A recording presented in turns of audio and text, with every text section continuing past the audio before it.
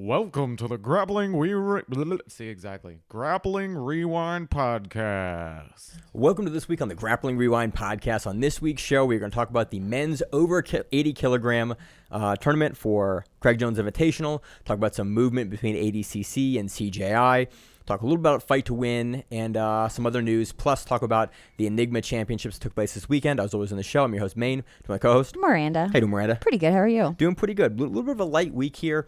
Again, we are still in the new set. I'm still in the process of soundproofing it, so if there's some issues with the audio, please bear with us. Hopefully in the next couple of weeks, it's going to be back to normal, so we have more of the set constructed, but it is still very much a work in progress, so apologies for that.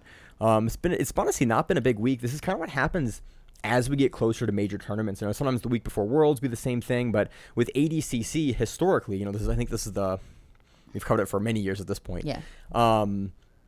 Things slow down, and it's funny because now we have two separate big tournaments, and about half the members of the Craig Jones Invitational are from ADCC. But interestingly enough, the other half actually aren't. I'm looking at the 80 because it's going to be the majority of the show. We don't have a ton to recap other than Enigma today and Fight to Win. Yeah. We want to kind of focus the main kind of bulk of the show for who is in over 80 kilograms. If you want to hear us kind of pontificate about under 80 kilograms, that bracket was finalized last week. That was last week's show. This week, we finally got the final name in the men's over 80, which is Daniel. Ooh, that last name is going to... Kirk. All the wrestlers are just like yelling right now. Yeah. I'll do it right now. Thank you, everyone that reminded me why Ty has a world championship. I got so many messages. So many people I train with were like, how'd you forget? Like, I didn't know listen to the show. We're like, yeah, I was yelling at my car, at my radio, hearing you not remember why Ty had a world championship. I didn't know it either, so. But it was so funny. Like, I got more messages about that error than I've gotten in the last year and a half for anything else. It was so funny. And we've messed up bigger things. We have, that. but it was very funny. If you don't know, Mika Gaval popped for Banned Substance the year that he won the world championship. He beat Ty in the finals. As a result, Ty got an IBJJF world championship from that. And I forgot that last week, and y'all let me know, and it was very funny, and I appreciate, again, whenever we make an error, I love getting the messages about it because it helps make this show better, which is kind of one of the primary things I love about the community that we have is you guys keep us honest. And it's sometimes, we don't always think about what we're going to talk about completely. So then when we start talking about it, we're like, oh, off the cuff, you look at you find a note and you're like, oh, I forgot to look at that. I forgot to, But so. I appreciate you keeping us honest. And I got the message. And I loved throughout the entire week of training partners, DMs, a bunch of different That's places. when you find out who actually does listen. I got a text message from my friend to tell me that. It wasn't even like a Facebook Messenger or DM. It was a text message. And I was like, ooh, that's it's real. So good times. I'm aware now. So we have basically we have Daniel Greg Curvelet, who got announced, multiple time NCAA champion, phenomenal grappler. We'll talk more about his announcement and the rest of CGI here in a minute. But let's talk about some other news.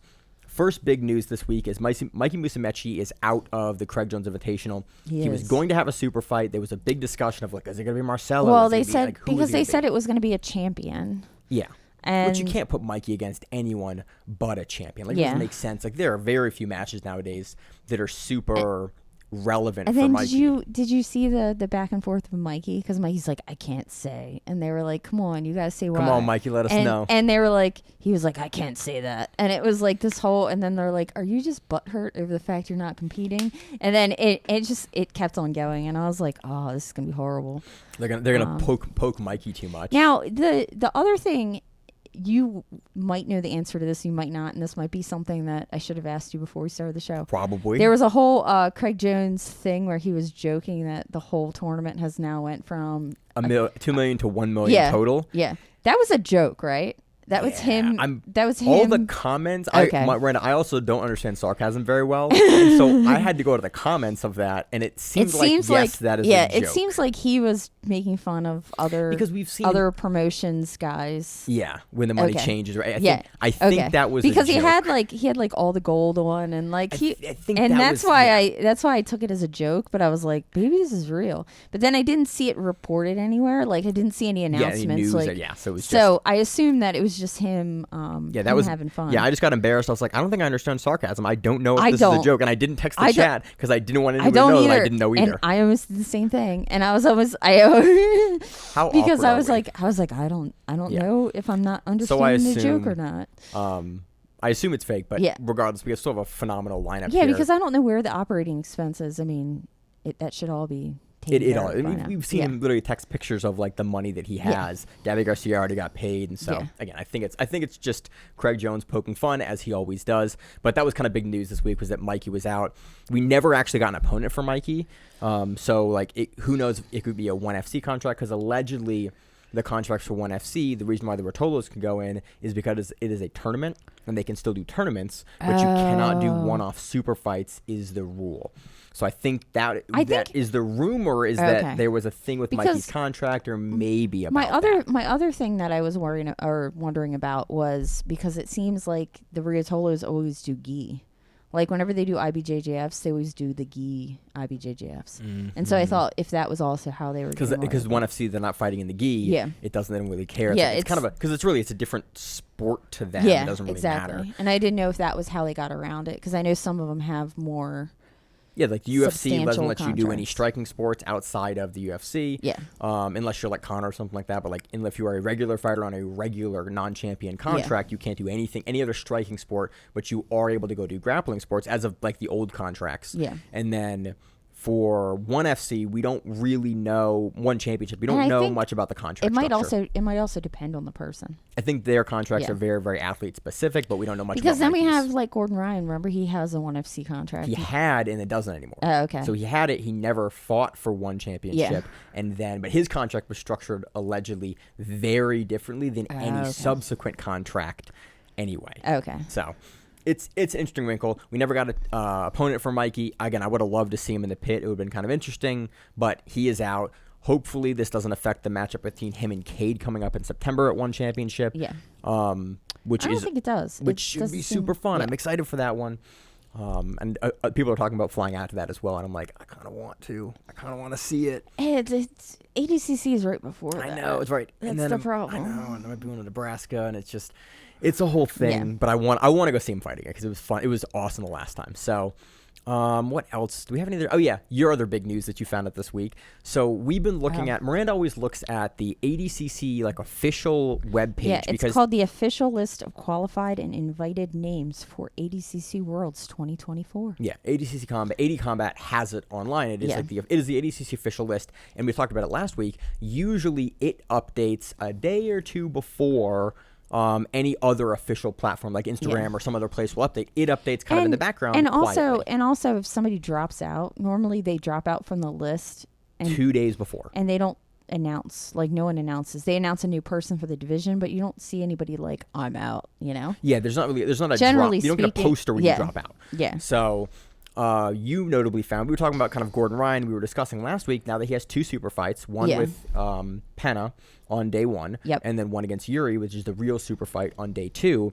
We were talking about, well, is he actually going to do the division he's champion of plus 99 or not? And there was big speculation with that second super fight. I was like, there's no way with his stomach issues and now taking on another super fight that he would do a division. Yeah. There's no way. And as of this week now, he is out of the official list for plus 99, which previously he wasn't out of, and that division is full. Yeah. Also notably this week, we lost Gutenberg Pereira, who you looked up, and on the pre-show you were talking about, like, it's him at AOJ exclusively in the gi. Yeah, it looks like all of his pictures on his Instagram are him in the gi, and it's him doing like seminars in the gi, and I mean there are a couple pictures of him like wrestling, but I don't see anything, and I don't know what happened there. I don't know if he just decided, like... Yeah, we have really no information about why Gutenberg dropped out. Like, he's been looking better and better, and that move to AOJ, I think he's continued to... I mean, the past, 4 years of watching Gutenberg have just been, a night and day change from, watching his match with Tim Spriggs at Fight to Win here in Baltimore,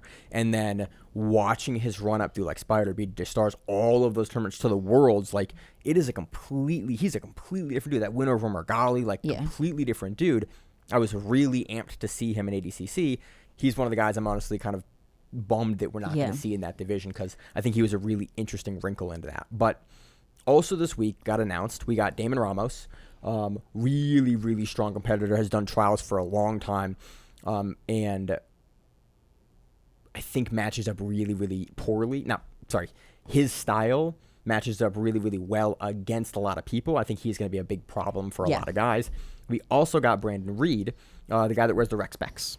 You see him a lot in ADCC. Yeah. And we got, who else did we get? They were the only ones at plus 99. That's what it was. And then Dashi Godo. Yeah. Was it under 99? At under 99. I had him at plus 99 in my head for some reason. I'm looking at your notes going like, oh, no, that's No, correct. he's under 99. He's actually, he might even, no, he did place at under 99. Yeah. Because I'm thinking he's smaller than that. He got 4th place at trials, correct? Yeah. He's West Coast good. Trials. He's a guy that we know. Well, not we know, but like he's in our area. He's Philly or New Jersey area. And he has a man bun. And it's hard to not locate. He's really man. easy to see. We've seen him at tournaments for like years and years because he's close enough to us geographically that we've seen him, we've heard about him, but it's been really cool to watch him kind of, get the invite. Yeah. So he's there. I'm trying to look if anybody else. Fellipe Costa, who was previously in under 99 and won trial, the Brazilian trials, he moves down to under 88. Yeah. You just saw him versus Declan Moody. Yeah. Declan had a really good showing against him at who's number 1, but now moved down to under 99. Yeah. So And then he was at 88 before. So he's moved up, right? no, he was at under 99. And He he's has moved down to under 88. He's moved down to under 88. That makes sense because Declan is above there, and Declan looked notably bigger than him. Declan's a big gentleman. Yeah, you I took saw a class him. from him. Yeah, I saw him. He's a pretty big dude. So and then in under 77, we have Fabio Caloi. He was invited. He's the guy that got 2nd place at both South American trials back to back. Yes. And we say always ADCC, you either get gold at trials or you get 2 silvers. And that's I think that's kind of should be the rule. It kind of if you makes can sense. consistently place 2nd at trials, you trade 2 of them in. We call it the Kokorian rule. Yeah. It's like two silvers, you go in. You get it, you go in. That's the rule. It shows you at the level. It shows you consistently want to be there. Kokorian was third, third. Kokorian place. has 3 silvers, a gold, and a bronze, I think, or something like that. He has I thought there was one that he hadn't gotten, third. He place. hasn't gotten bronze. I think he has 3 or 4 silvers. Second. Yeah. Okay, that's what it was. And then he has a gold as well. Yeah. So. Yeah, it's the guy. third because he made a joke once about how that's the only one he hasn't gotten yet. And he wants to. That's the collect only all reason I of them. remember that Yeah.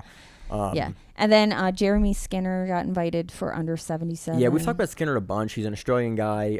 He's friendly with B team guys and Craig.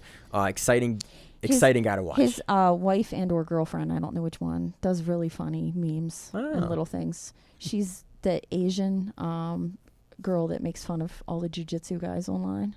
Oh, her. You know what I'm talking about? Yeah, no, exactly. That's his. I don't know if it's girlfriend or wife. He was on commentary, I think, for the last Subversion. Okay. And really, really good commentary. That's good. It was awesome. He had some insight into the guys, and he's a fun guy to watch. I think he's been to ADCC. I think he was in either last one or 2019. Knows the rule set, is exciting. I'm happy to see him back in. He also was doing a bunch of super fights in the United States because remember we were seeing him at Midwest finishers and random stuff. And we're Jeremy Skinner. He looks really good. We were like, why the hell is he? Why here? is Jeremy Skinner here? Yeah. So excited to see Skinner in. And then Wagner Rocha popped up again at under 77. Yeah, so there was speculation last week because he dropped out of the official list. If he was injured, he also posted a giant picture of his foot all swollen up. And we were like, Wagner will compete with no foot and probably not care. Yeah, we couldn't figure He moved out. to under 77, which I think last ADCC he was up in weight. And then this ADCC, historically, he's been at 77. I think for 3 of the last But then 4? he did a bunch of super fights at 205. 215. Yeah. What was he, 214 for Gordon or something like that? He got big and now coming back to 70, which is still 170, but I think that's much more, Wagner, since he's gotten a little older, that's much more the weight that he sort of is comfortable at as the bigger weight. So it's interesting to see him go back down to 70 because I think that's going to be a pretty big cut for him. But it's day before. Oh, they did change it. Thank So God. So we get Wagner. So maybe at that's why Wagner's a couple people are moving because it's day before weigh-in, and it's only one way. I think it's only one way. No, in it's now, only one way. which in I now. think for the again, I did like that every 2 years you had to make the hard cut, but I think what the athletes talked about is like it was punitive to the guys that ended up in absolute in day 2 versus guys that got knocked out day 1. Because the day 1 guys were in absolute, didn't have to weigh in again.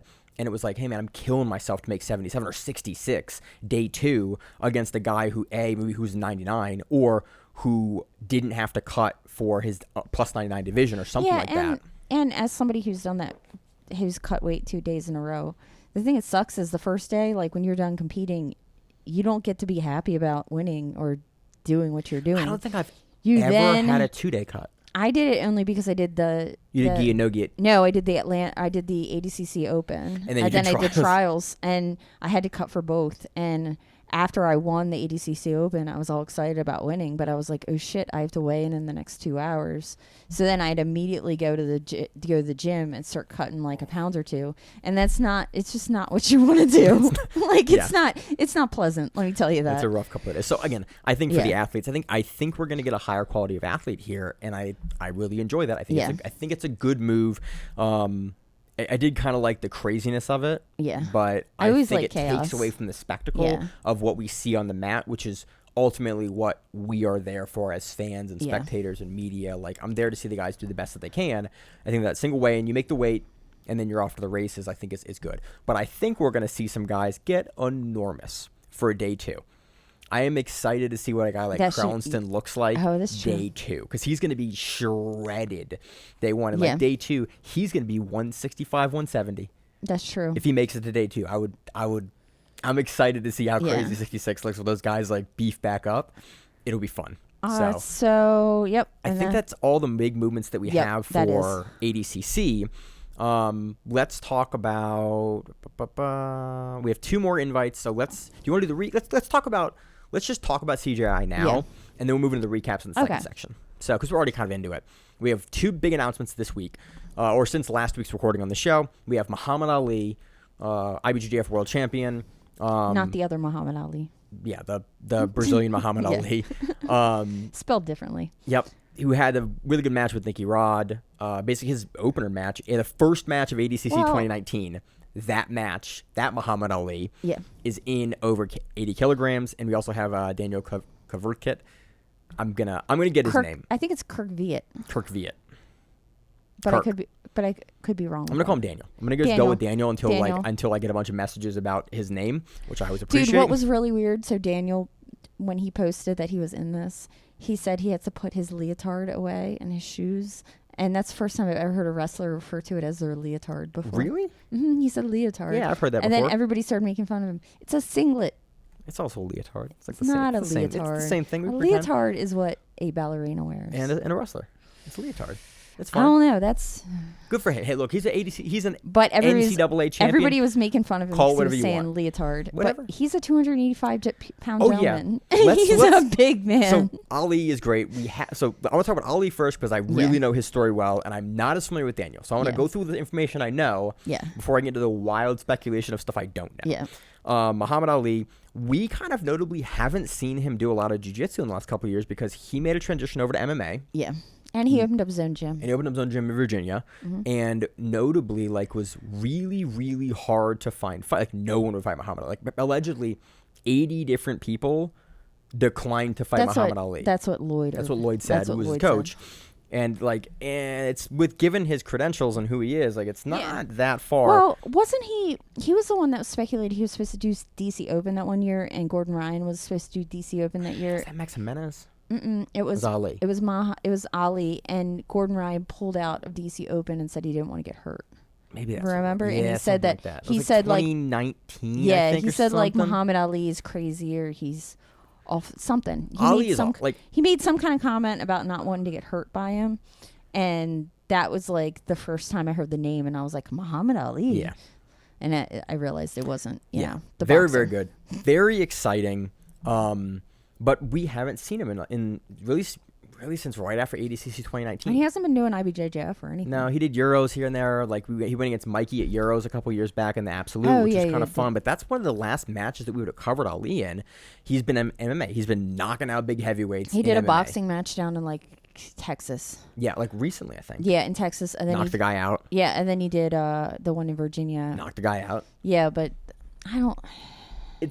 So we haven't seen him, and that's what I kind of want to get in. Like, he is very, very good. He's a world champion, but we haven't seen him in a while, and I'm curious how he's going to fare. Yeah. Having not seen him in a couple of years in like straight sport grappling. The other guy that we have is Daniel. Randy, you want to go through the record? Yeah, you pulled all his records. So yeah, I had to look up all of his records. So his wrestling record is 71-10. He currently is a Penn State University heavyweight. And heavyweight in wrestling, by the way, 285. And if you look at a picture of Daniel, he's jacked. Like there's like He's Orlando huge. Sanchez 285, 330. Like there's Yeah. that, and then there's what Daniel looks like at 285, and you're like, oh, there's no way in hell When that he I is 285. was looking at Reddit, they referred to him as a fridge. Yeah. So it's a refrigerator. You know how humor. Francis Ngannou cuts to make 265? That's what Daniel Klaverkit and looks he like. And he doesn't have to cut for this, so he can be as big as he wants. He is a human fridge. So it's just a big, strong wrestler. He's a 4-time All-American. He won the NCAA championships in 2014. He went 20-0. Didn't get beat that year. And then 20-0, undefeated. And then he got the 2 times before he got second place, and he only got second place to Gable Stevenson, which is you ever seen him? Very, very good wrestler. Yeah, who can do backflips as a heavyweight. And Mason Paris, another good heavyweight. And he still gets one more year because of the whole COVID thing. Yeah. They get 5 years of So eligibility. Daniel got another year. So he's now going to be on his 5th year wrestling for Penn State. Good luck, my man. So, and by the way, if you don't follow wrestling, which I really don't, Penn State is a very, very good wrestling school, and he is one of the top guys in that. And this was a call. Didn't he call it out? Didn't he? I don't know exactly kind of the etymology of how this happened. They were completely. I saw a bunch of wrestlers get thrown up there, but he was the guy that I saw had a bunch of like kind of media behind him, kind of like pushing for him to like, look, he's heavy, he's exciting. I saw Craig Jones post something like, if you guys don't come up with a better idea, I'm sticking this wrestler in. And I was like, what do you mean? You know, that is the better idea. So it'll be. I really like this for a couple of reasons. There's a really great video that I commented on Instagram a couple of days ago. I think it was a video basically pushing for like why you should put Daniel in here, and it was very well made. It had a really, really great points. And I think from a spectator perspective, it was going. Yeah, you should put this other wrestler guy in because you already have who's the young wrestler in North Jason North? Jason Off, yeah. Yeah. In and under you also have Bo. Yeah, Bo Nickel. Yeah. But those are guys in the under 80 kilogram division. They were like, get us a really good collegiate wrestler that'll put all the NCAA eyes, that'll put all your traditional American wrestlers, like Pat Downey's there as well, who's a U.S. national champion, but it'll put all your other newer, he's a fast-paced wrestler in this division. It'll put more eyes on the sport. And I went, that's for your 16th guy. That's a really good thought process because the whole point of CGI, the whole point is to disrupt the space, is to kind of take guys out of ADCC, to push ADCC to compensate the athletes like as much as they're able to, and also to put tons of eyes on sport grappling. That's really the whole point of the Craig Jones Invitational. There's gonna be one. There is not going to be a second Craig Jones Invitational, and so they're trying to put as much into it to disrupt the space as much as possible to put money in the sport. I think he said there might be more than one. He said, I mean, there very well could be, but they are running this in a way that there's probably they're not planning right now for a second one. They are running one. I just noticed. Did you see the big spelling error? It's Mex Jimenez instead of Max. Oh, it is Mex Jimenez. They wrote Mex. Mex Jimenez. I just noticed that too. I didn't notice. I know. I was staring at it and I was like, it says Mex instead of Max. Somebody texted me that a couple days ago. Oh, really? I think you did. I did not. Oh, maybe Simon did. Yeah, Simon. It sounds more like a Simon thing than a me thing. So I only pay attention when I'm actually trying to talk about something. So that's Daniel. That is who the last entrant we have in CJI is. So let me run through the rest of the entrants for CJI. I'm just going to go in order by how they are listed on the poster and basically give what credential the person has on the poster. We'll talk a little about some wins and losses for some guys, but number one we have Nicky Rod, 2-time ADCC silver medalist. He's Nicky Rod. He's Nicky. What do you want? What do you want to say? Like, he's Nicky Rod, great bio passer. He just had a baby. Just had a baby. That he seems very excited about, which is adorable. And I hope that he has enough money to be able to pay for like great care of that child, to not necessarily completely take him out of the picture from an athlete. And that he doesn't have to wake up every couple hours. Yeah, I hope that is. I hope that turns out. He seems super excited. So congratulations to him having that baby right before CGI, which is, it kind of makes you wonder like how you're gonna have a newborn. Yeah, it's gonna have to affect your prep. But plenty of guys in the UFC have like had babies that week and won championships. But you could also have a situation where you have like a support network. You have in grandma place. And mom come down and take. You know what I mean? Like while you finish your world camp for $1 million. And I mean, it seems like with him and his brother and the way they're tight, I feel like it sounds like the family. And it seemed like Damian Anderson was there too. Damian Anderson's the Godfather, so it seems like he has a great support network in there. But it is kind of a curiosity of like, how is that going to affect his camp? Because that is a major, especially as a father, a new father, first time. That is a major life event to happen right before $1 million tournament, the biggest tournament of all time. Yeah. So. He also thinks he's the shit, so there's always that. Good for him, man. Yeah. Next we have Barett Yoshida, IBJJF Pan's champion. Just big, strong heavyweight that's been around for a long time. Technical, dynamic. He's just annoying for everyone to get to. Like, you can beat him, but it's never good. Like, it's never like you never blow him out of the water. You're always just neck and neck with him the whole time, and having to like deal with his beautiful game planning of how to like just threaten you. He's a guillotine guy, right? His brother is. Oh, okay. Yeah, Pedro Hoxha is a big guillotine guy, but he is Jair Hoxha, good leg locker. Just he's good all around. He is a very good tactician for how he beats you, and he just is frustrating for most guys to deal with. They just don't. He's a slower paced guy, but a lot of guys just really struggle to figure him out in the time frame. We also have kind of foil to Nicky Rod, Victor Hugo, 5-time IBJJF world champion, gi and no gi.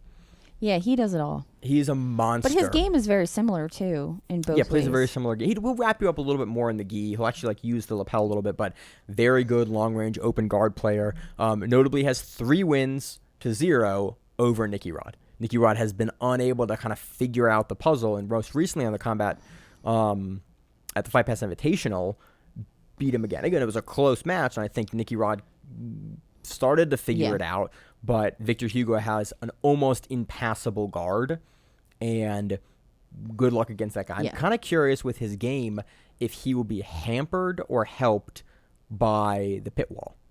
With the way he plays guard, I'm kind of curious if that will actually if you can hold him up against it. If it'll be problematic for the way that he plays guard or not. I'm really, really curious about that, but he's a front runner for me to win the whole thing just because super long, super rangy. I mean, go back and look at his 2019 or 2018 Worlds run for Nogi with his back and forth match with Cyborg. Go look at that knee bar and tell me like that dude's not a giant threat. Look at how he took out Daniel Manis. Yeah, Big Dan. Big Dan. I have it written out how to pronounce that last name because I always forget how to say Manisu? it. Manisoyu? We had someone text us, and I literally forgot it. I wrote it. I'm so sorry. I always write it out phonetically. Yeah. But he beat him twice. Beat him at ADCC and then beat him at Fight Pass Invitational. Yeah, the Fight Pass Invitational one. That was a scary. That shows you like Big Dan is enormous and strong and a powerhouse at a new wave, and Victor Hugo was still able to beat him. Has beat him twice now. We also have Mason Fowler, submission underground openweight champion. Go back and watch those matches. He's also, isn't he EBI? Fight Pass Invitational. No, wasn't he EBI? Combat shoot. No, because he won. He beat Craig. No, that one. It was an absolute bracket, and he went against Nicky Rod. Nicky Rod beat him. Nicky Rod beat him. Shingoli. Yeah. But Nicky Rod beat him. Correct, okay, that's okay. Got it. Yeah. Got it. But Fowler is just a monster, phenomenal guy. He is a bigger guy that plays a small man's game like Kyle Terra. Yeah, and he had his Trials performance. winner. Yeah, his performance against Nicky Rod. I think he learned a lot in that match of how to handle it and how to strategize. He went against him at the Fight Pass Invitational recently. Yeah. And we talked about we were kind of frustrated that he didn't kind of change his strategy late with the omoplata attempts and the guard attempts.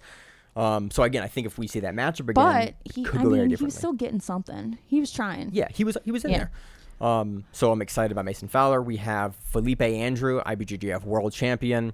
One of the best, fastest triangles in the world off his back. He's also somebody who moves like a smaller, like Because he used to be. He's fast and he's quick, and like his passing. Is watch fast. his triangle against Keenan Cornelius at Euros 2020, against Hulk at Third Coast Grappling, and go back and watch all of his matches with Wardzinski. Yeah, I'm a huge fan of watching his passing style because his passing style is wild. Yeah, against Wardzinski and Wardzinski. I mean, they've gone back and forth. Usually, and then Wardzinski has finally kind of figured out Felipe Andrew, but like had a bunch of matches where he didn't. Yeah. Felipe Andrew's a monster. We had Owen Livesey as well. I love how he listed this. The 2022 Catch Wrestling World Champion. Well, he was. Remember, he won against Josh Barnett. Yeah. I think the 2022 match wasn't against Barnett. I think it was a different one. I thought Barnett was a super fight. Oh yeah, that was a super fight. Yeah. So this must have been something else. It was an earlier tournament. Yeah, I think he's he also won. not federation. What is the Commonwealth Games? Yeah, Commonwealth Games. 2013 Commonwealth Games judo champion. Yes, he is. Really interesting, like wrestling style as well. We saw him in a matches against Polaris. Not a great match recently on Polaris on the main event there. Yeah.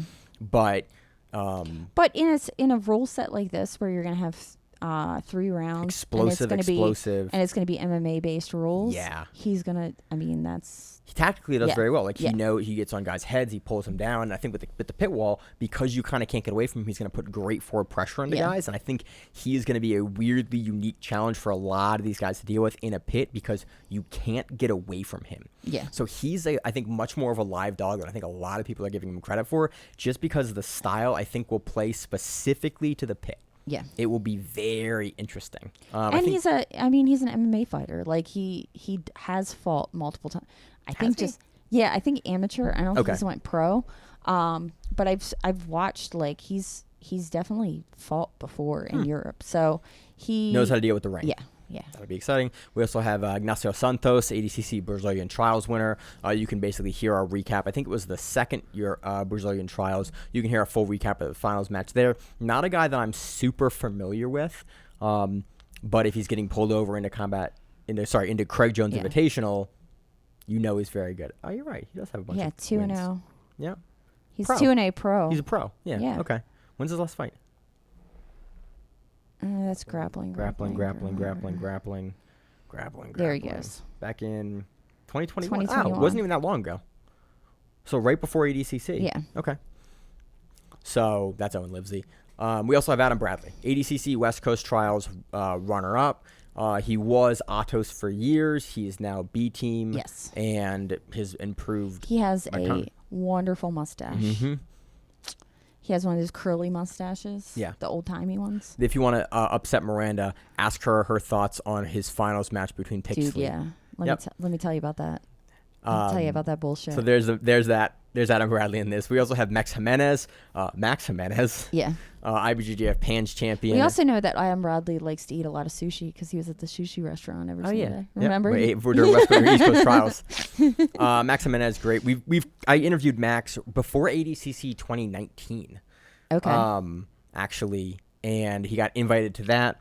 He got invited to this the day after he got invited to ADCC, and he was like, Max is about the money, so Max is taking the money. Big, strong heavyweight. Also been fighting MMA. He fights for the local promotion over here, Shogun. So we've seen him fight a bunch. He does that, and he still does IBJJFs a lot. He does the Masters divisions, but he still gets matched up with AJ Agazarm all the time. Yeah. No, he's not Masters. Sometimes he is. He's not 30 yet.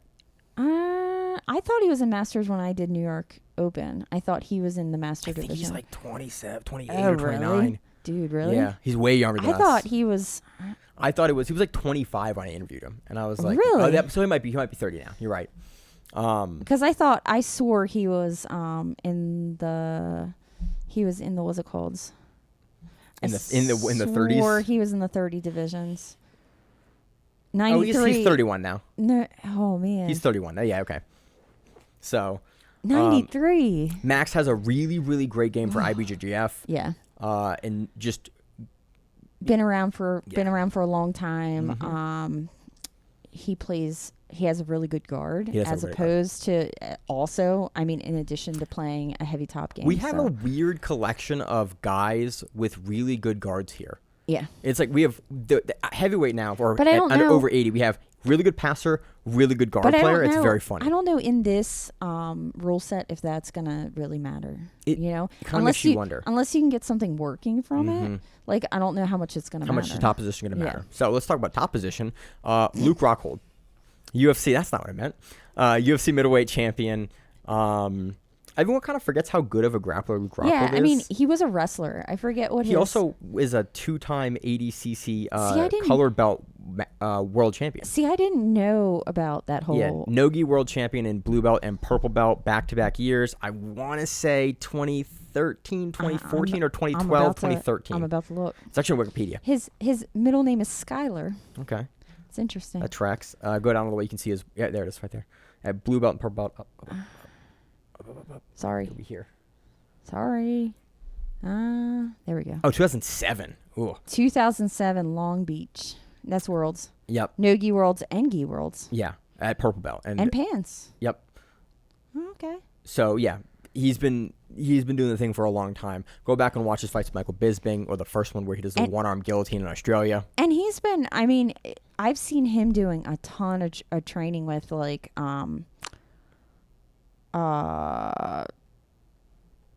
Gorilla Hands. Majid. And I've seen him in the room with a bunch of other people. And then we also saw him doing Turkish wrestling with Craig Jones. Yeah. I mean, he's been at ATT for forever with Khabib and with Kane and with the DC. But I think he's been also training with a lot of more jiu-jitsu guys. Like jiu-jitsu guys to get that. I mean, go back and look at his inverted triangle finisher with Tim Bosch. Like, the dude has some serious grappling ability.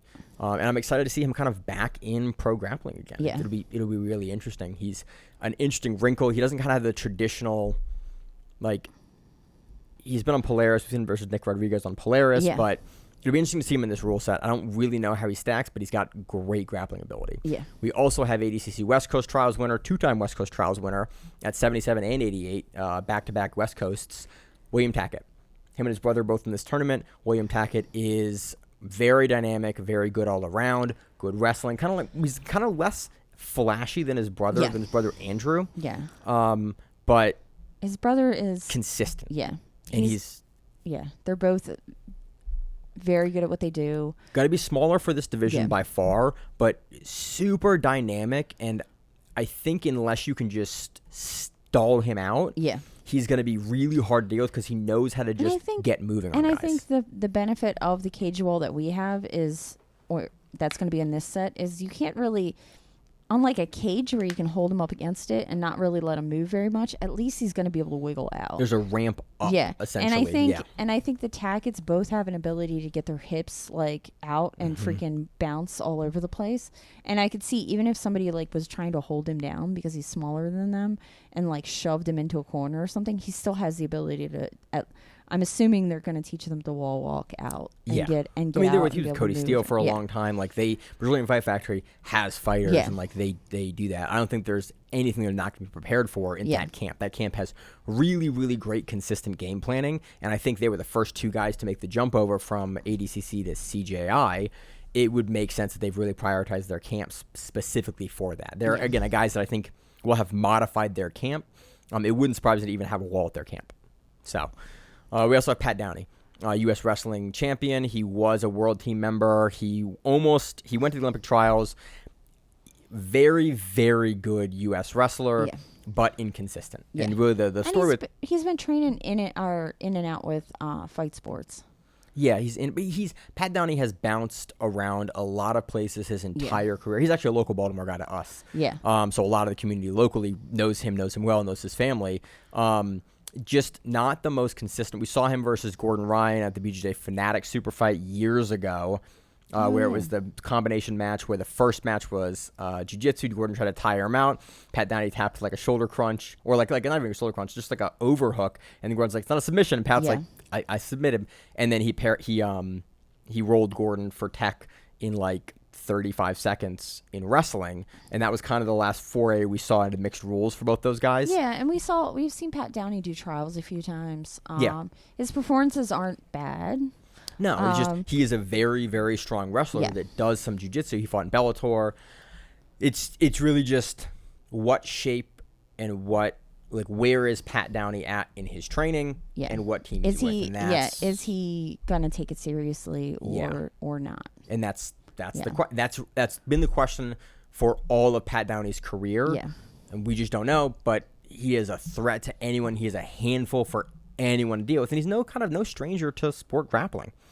So we also have Kyle Bain, one of the strongest. I like how it says king of the mats. Well, they cut it off funny, like in the combo post they have it. They have also the rest of it, but it's cut off in this post for some reason. Kyle Bain, super strong, trials winner, beat Big Dan at West Coast Trials 2 years ago. Just a handful for everyone to deal with. Has a great guard. Has phenomenal leg locks. He can and will and has absolutely broken guys' legs off. And he's the combat BJJ, right? Champion? I thought he was. think so. I thought Kyle Bain. What is the tournament that he wins? There's one tournament that he's won like a bazillion times. BJJ Fanatics Grand Prix is what he won. Is that? Yeah, that was the one. That's the one they have listed here as the BJJ Fanatics Grand Prix when they ran that. Back when he was a color belt. Before he was a black belt, he won it as a brown belt. Anyway, I'll look it up as you. But Bain is always just a handful unless you are like a world level top guy and can game plan around what he brings in his leg locks, you're gonna get beat by him. So it is exciting. We also have Pedro Alex, IBGGF South American champion, a guy we've talked about a couple of times here. He's been on, I think, BJJ Stars, and I think Who's Number One. Not a guy that we've talked about in huge length, but great, strong, powerful wrestler, and should be an exciting wrinkle into this division. Then we have Muhammad Ali and Daniel Kirkviet. Yeah, we'll figure it out for next week. So that's your division. I think, in my eyes, Victor Hugo is your top dog here. I think Nicky Rod and Victor Hugo are your two biggest, strongest guys here. And Victor Hugo has consistently beaten Nicky Rod in the ring, in the pit wall in the alley. It'll be different. If we think about who's won against who, Victor Hugo has beat Nicky Rod, so it would be. And he's beat him recently. Yeah. Mason Fowler has a loss to Nicky Rod. Nicky Rod's beat him. We have William Tackett. I think Felipe Andrew and Max Jimenez have been against him. I think he got beat by those gentlemen. We have Pat Downey, who is, we don't know where he's at. I think him and Nicky Rod at one of the old Third Coast grapplings been against each other. They did. I think Nicky Rod beat him there. We have Muhammad Ali, who lost to Nicky Rod at ADCC 2019. Again, that was super close, but Nicky Rod is way better than he's ever been before, and we just haven't seen Muhammad Ali in sport grappling, so it's kind of hard to know where he's at. We know Nicky Rod has a win over Kyle Bain, win over Max Jimenez. Like, in my head here, this is Victor Hugo. Now, we also have Jair Gabriel Rocha as well. So I think Nicky Rod and Jair Gabriel Rocha have matched up before, and that was a tough match for Nicky Rod. I think potentially JG beat Nicky Rod a couple of years ago, but I don't remember how he did it. The wild card is going to be if one of them just has the ability to hold the other one down. The wild card is Daniel. A 285-pound young Pennsylvania State wrestler. Yeah. That's the wild card. There's a lot of wild cards in this entire tournament, but that's the wildest of the wildest card. Because we could essentially in this tournament see a repeat of Nicky Rod bounding onto the scene for 2019 ADCC. True. And it's a younger, better wrestler, bigger, better wrestler. No kid. And no offense, but it's the truth. It could wildly change the trajectory of this tournament because he is such an X factor. Now, that being said, William Tackett could actually get him first round, just heel hook him. Yeah, absolutely.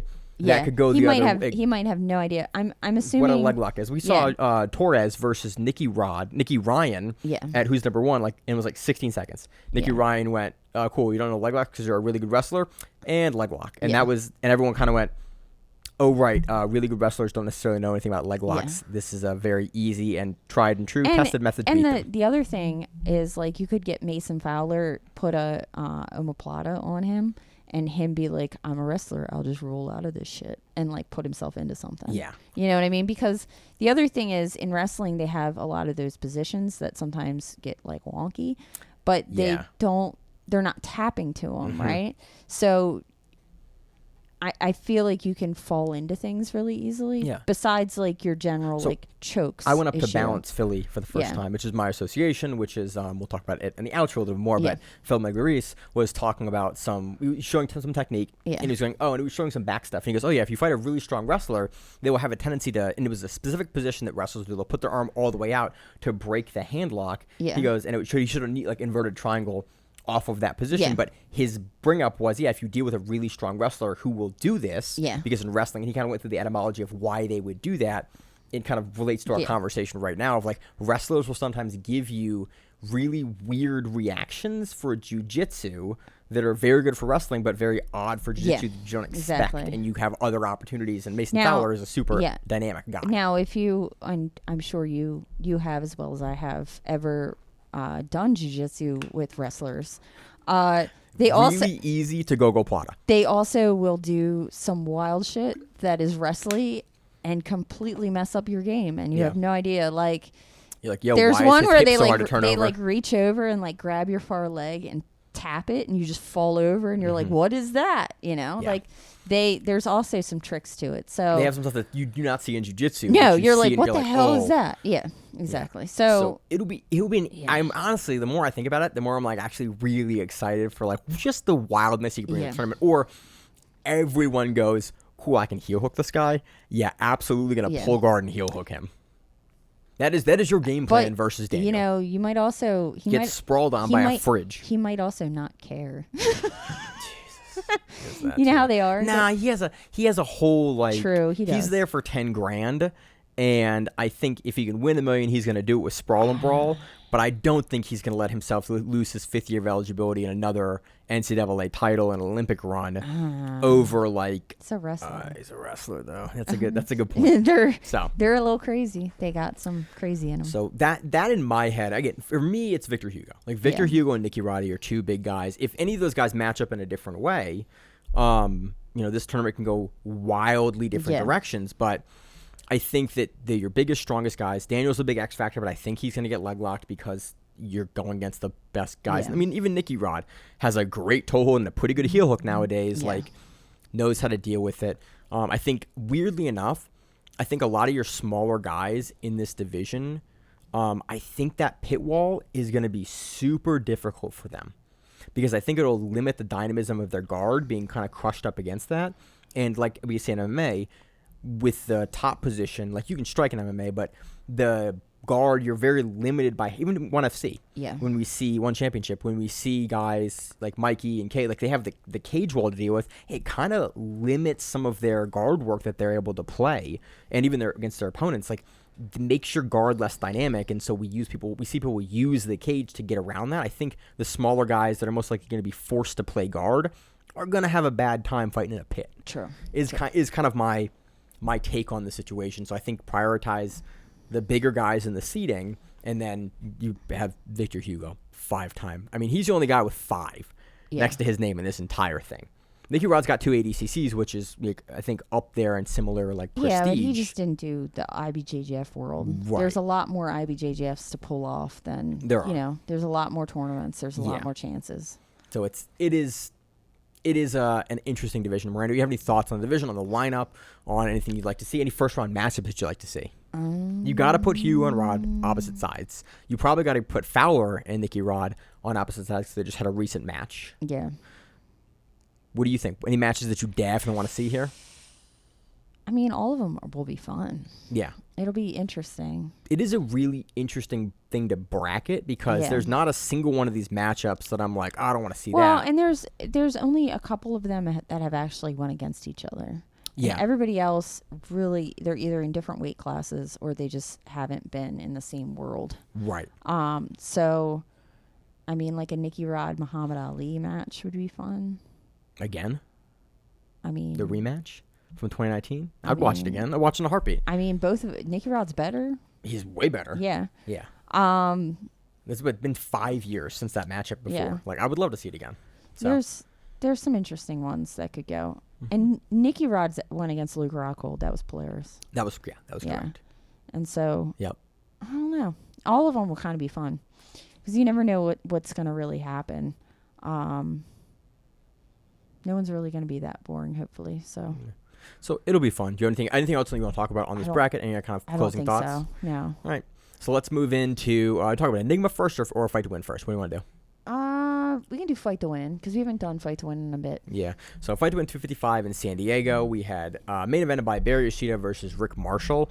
Yoshida looked good. It was in San Diego. I love to see Barett Yoshida coming out on the San Diego cards. He usually will headline the San Diego cards, or because he's been a long-time title holder. I think this was the Masters Plus belt that he has retained for a long time. Yeah. He just looked dominant. Yeah. Like, he looked like Barett Yoshida. I love that Yoshida is now an ADCC Hall of Famer and is still out there every other week. And when he does trials, he uses his Hall of Fame picture. Which is so funny on Smooth Comp. He uses his ADCC. I'm like, imagine running. It's like, cool, I got Barett Yoshida. Oh, yeah. ADCC Hall of Famer from 2007 or 5 or 3 or whatever year he started going to ADCC. Cool, I got him first round. He's going to make a highlight reel and assassin choke me with the crucifix. Yeah.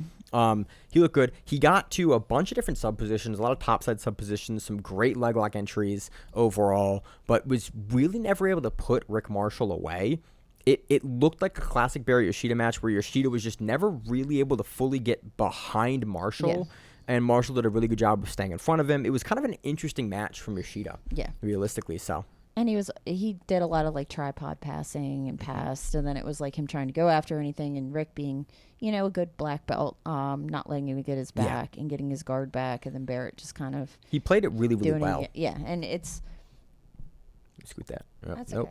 okay. I messed it up.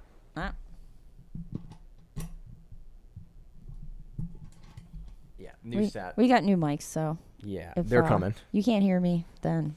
Sorry about I that. try to be on top of the mic. You're doing a great job. You just moved a little bit, and then I moved the mic, and then I can't fix it. But anyway, new set. It's fine. We'll be good. And then we also saw Kevin Crane go against Fellipe Trovo.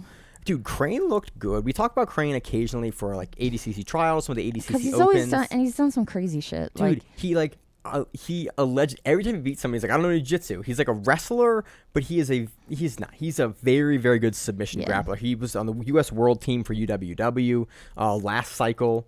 I think he is this cycle too. Is he this cycle too? Yeah, because they just announced who this cycle was. Yeah, and he beats Fellipe Trovo by heel hook, which is really exciting.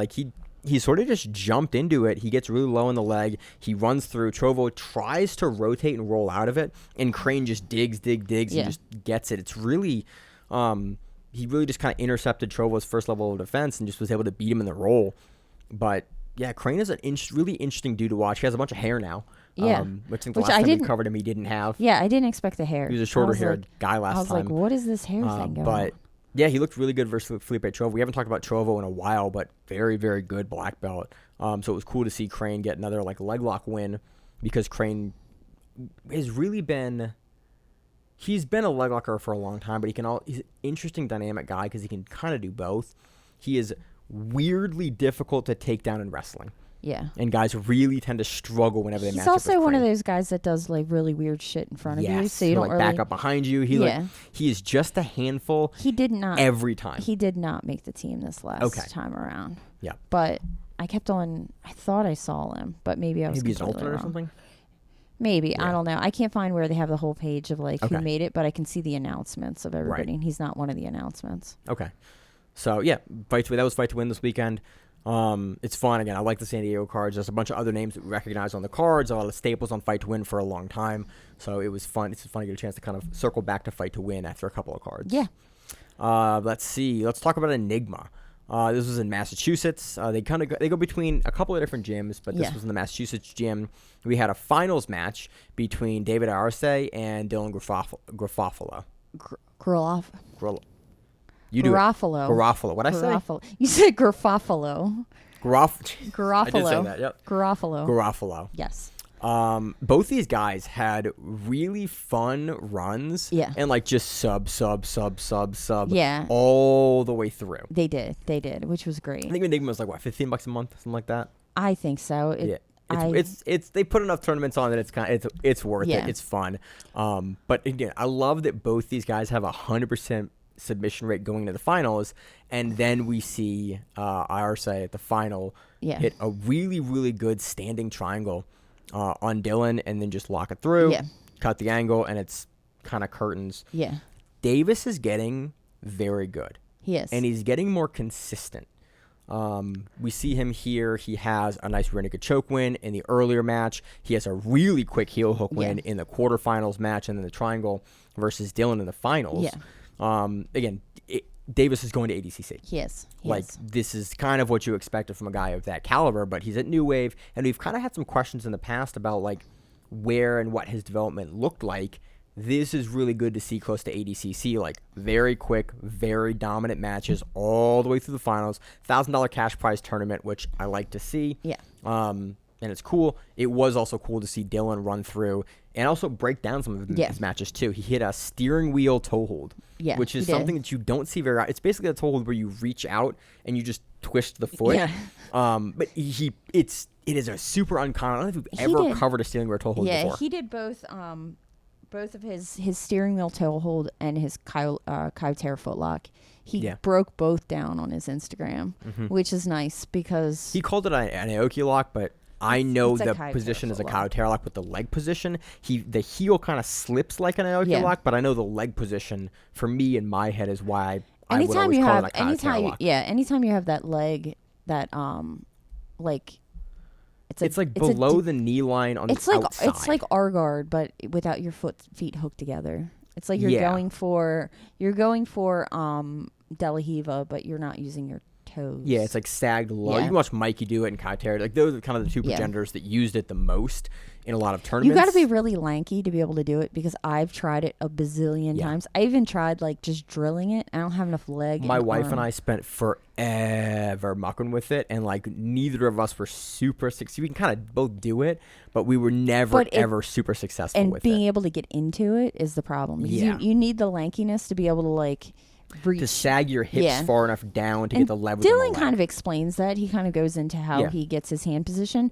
but still, it's a lanky love person when athletes do this. So I think it's great. Like you should go find Dylan on Instagram because it shows the finish, and then it's like a really quick, like probably 30-second breakdown of just like here's what I did, here's how I adjusted, here's how I got it. And I wish more athletes would do that after big wins like that. Like maybe have a long video, but also have like a really short digestible video where it's like here's the finish, here's how I did it. And it was just I really enjoyed that kind of piece of content this week. You found it and sent it over to me, and I appreciated that. I like the meows normally do that a lot too. Yeah, they've been doing a ton, but they do a lot of it in Portuguese, which I do not understand. Which I can figure out. Like I can watch it and understand. I'm like, oh, look at that, and like they did a really good one with a really interesting modified Darce a couple of days ago that we all sent through the Grappling Rewind chat. Yeah. But yeah, I love when athletes do this. He doesn't beat IRC is able to get this triangle, but it was just a really interesting collection of kind of subs through the tournament. Yep. Also in this tournament, we have Ali Wilski from the B team who won the women's $1,000 bantamweight bracket. Yes. And then we also had a main event of Max Hansen beating Sean Melanson, and it was a decision. Yeah. So again, I like that they're bringing Max back. I like that they're bringing Davis back. Ali's back. Like I like that Enigma seems to have like a running staple of grapplers at their events, and they use ADCC rules, which is great. It's more events using ADCC rules, giving those athletes more and more experience in that rule set. I think it's awesome. They're a lot of fun, and they're like it's not super expensive every month. Yep. Anything else on Enigma? Nope.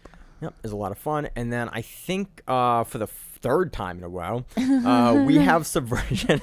I love them. You know. We have this Subversion Australia. It is happening the 20th of June. So July. So Miranda's noticed Subversion. It's still happening. We suck. We have got the date wrong for this event 3 different weeks in a row. Yeah, for whatever reason, we previewed this like 3 times in a row because I think I don't know.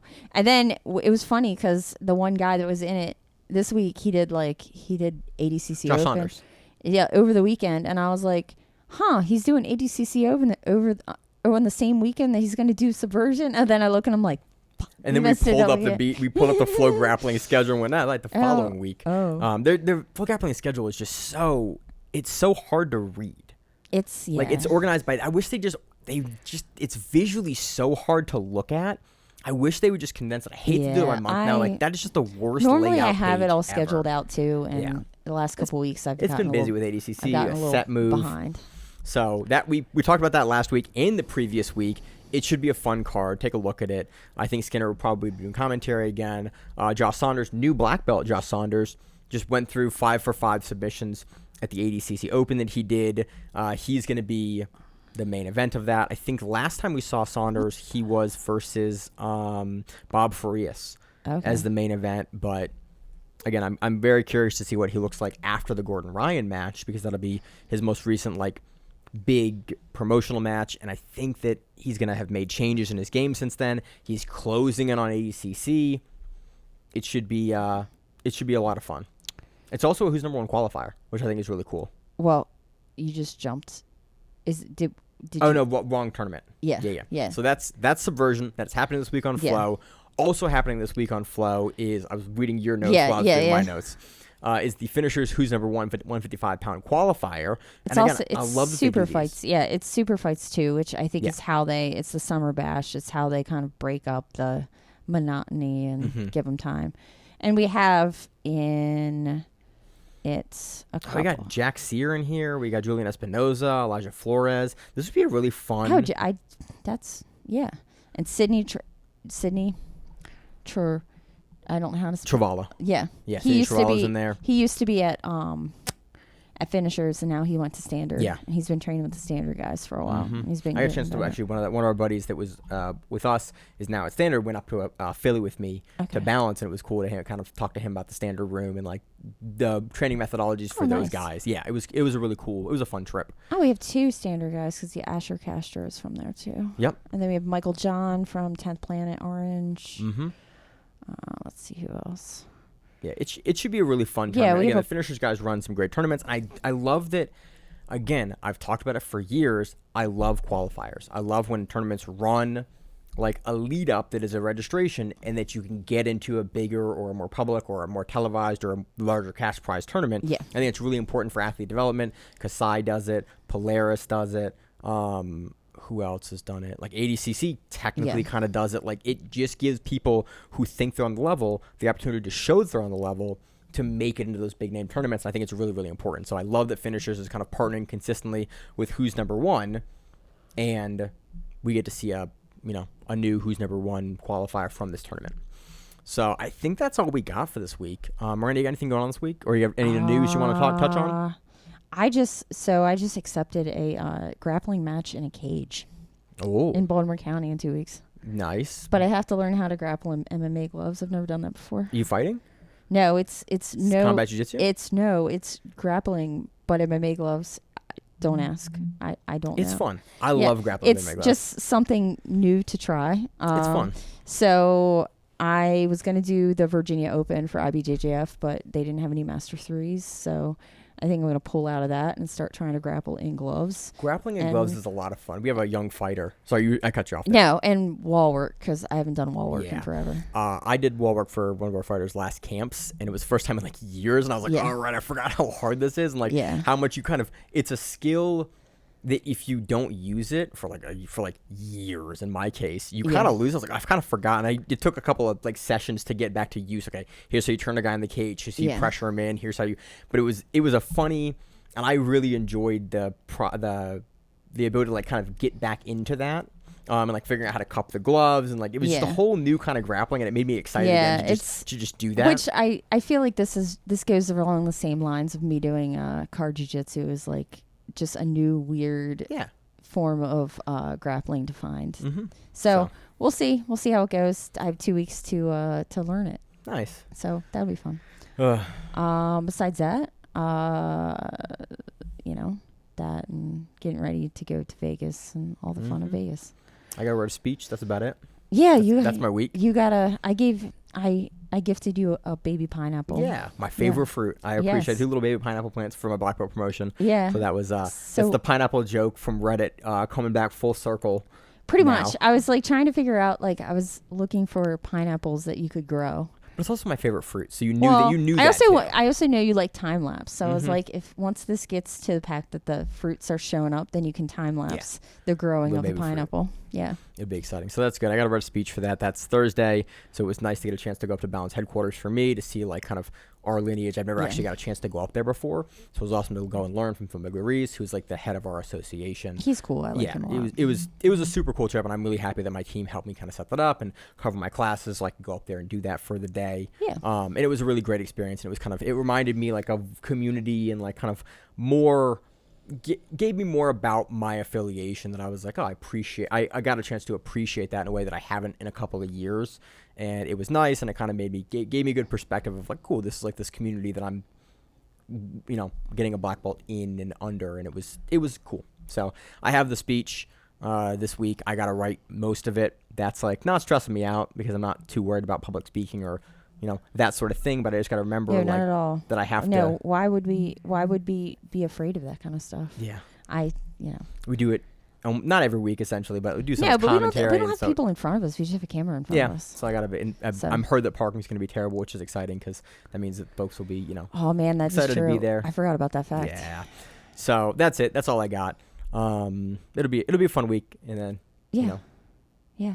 You get a new belt, which means it's not going to fit, and you'll have to go. It's gonna tie like shit for the first year. I forgot about that. Did you find your own belt, or did they buy one for you? They bought one. I Okay. would like this belt, please. Did you tell them which belt? Yes, Okay. I know about that one. Which belt did you buy? A Hayabusa.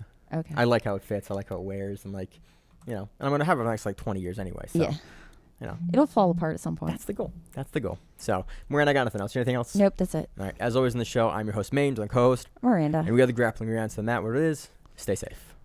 If you like the show, please consider sharing it on Facebook with the folks at your gym. It's the best way that we grow the show, and we really appreciate it. You can reach out to us on email. We also have Instagram. We have Facebook. We have Twitter. We have Google+. Until that shuts down. We have a website. If you have an event you would like to have us cover, please let us know. If you have a name, like most people do, and you'd like to have us stop butchering it, Let us know. reach out to us. The show is also available on YouTube, Spotify, in addition to iTunes and every other podcast service. We very much appreciate your time, and thank you.